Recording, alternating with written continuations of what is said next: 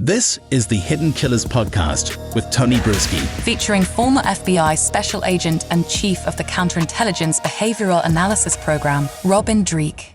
The case against Sean Diddy Combs, well, I guess which case are we talking about is the main question. That's what we're going to talk about here, and we're going to touch on several different aspects, including the possible connection to the murder of Tupac, about the shooting in the nightclub in 1999, and other aspects. Robin Dreeke, retired FBI Special Agent, Chief of the Counterintelligence Behavioral Analysis Program, joining us. I want to ask you this question first, even before we get into Tupac, because there was some really interesting commentary made in this last week by Suge Knight, who has a podcast from prison, which is, I find, kind of entertaining. And Suge Knight, he's always been a very, boisterous individual, over the top on a lot of the things he's saying, but he made an interesting allegation the other day, and my question about it was logistics. Does this ever happen?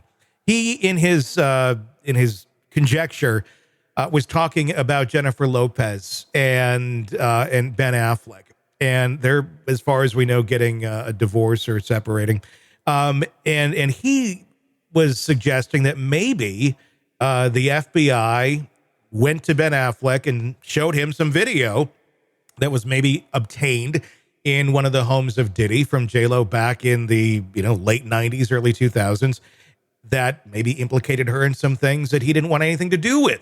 And that may have been the catalyst for that divorce. Now, we're not an entertainment, celebrity show, but that maybe pause and wonder, does the FBI ever go to his spouse and say, you might want to be aware of this, of what's going on, because there might be something coming down on your significant other soon? So if anyone were to ever do that, and we were just talking on the other case about, in the Karen Reed case, about the kind of internal investigation that goes on and internal to law enforcement. Yeah. If anyone ever did that inside the FBI, they'd have an Office of Professional Responsibility, OPR, slapped on it in 5 seconds. Yeah. No, okay. We don't do that. I don't. So anytime you start dealing with high profile individuals, whether it be celebrities, politicians, or something like that, the amount of approval levels you have to go through to get authorization to conduct an interview are really high, because the potential public impact and press and all that, the level of authority to do something like that is generally pretty high. So in other words, if you're going to interview a high profile celebrity, sending someone, a typical agent that's only got maybe a couple years in the bureau, out on an interview or out to show someone in a video. First of all, the concept of inserting yourself into a relationship for the FBI, why? Yeah. It's just not done. First of all, you don't have the time or bandwidth, because you already have. So my typical day, work in the world of counterintelligence and espionage, I had a stack of cases like this high. Mm-hmm. And if I got to like this much on a given day, that's a great day. I once worked for a boss that said, hey, you got three piles of work. You got the ones that if I don't do this, I'm going to go to jail. I got the ones that if I don't do this, I'm going to get fired. And I got the ones I got to do this or I'm going to get in trouble. Mm-hmm. And every day you reshuffle those 3 piles. And that's all you did every day. You constantly triaging and assessing your bandwidth that day. So to be able to take time away from legitimate investigations that are protecting the national security of the United States and the public safety to go insert yourself into someone's personal relationship? No. The only... And so say you had some, I won't use the term lightly, some moron that decides to do that.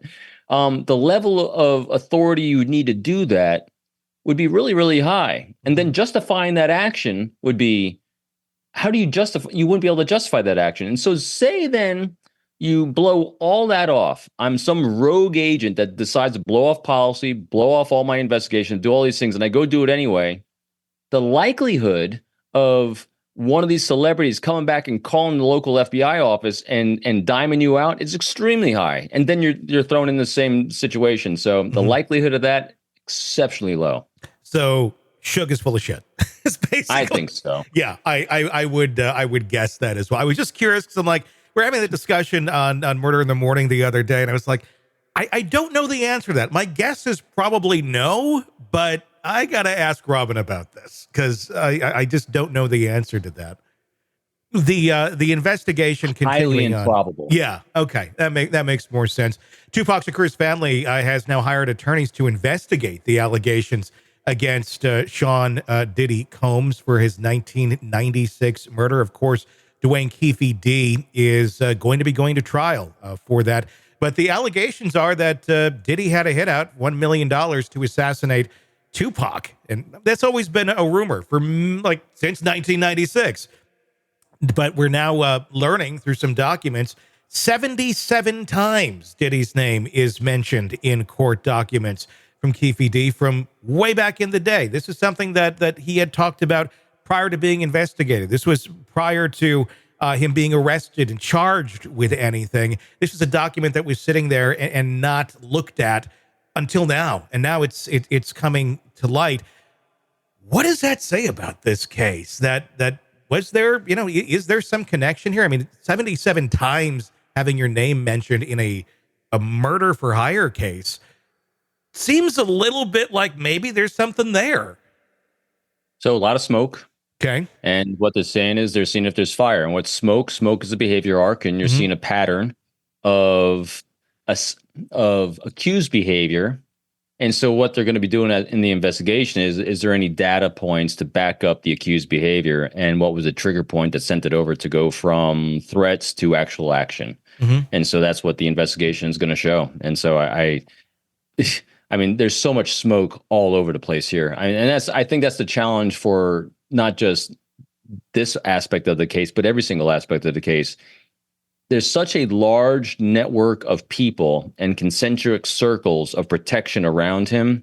It's hard to, and so say he's in the middle and you have these concentric circles with access to Diddy, and each of them are covering different things, wanting to stay in good with Diddy. So you got smoke here, smoke here, smoke here. And what investigators are trying to do is they're trying to find out of all this smoke, where's their actual fire? Where's actually something tangible that's not an insinuation? Where's something that's not an exaggeration? Where's something that actually get a data point where they can actually say this is a tangible bit of real evidence that can lead us down this road? And they're also going to go for motive, actions, behaviors. So I think we're seeing all that. I think we see the behavior arcs. I think we're probably going to see, if we haven't already, the triggering events that cause the behavior.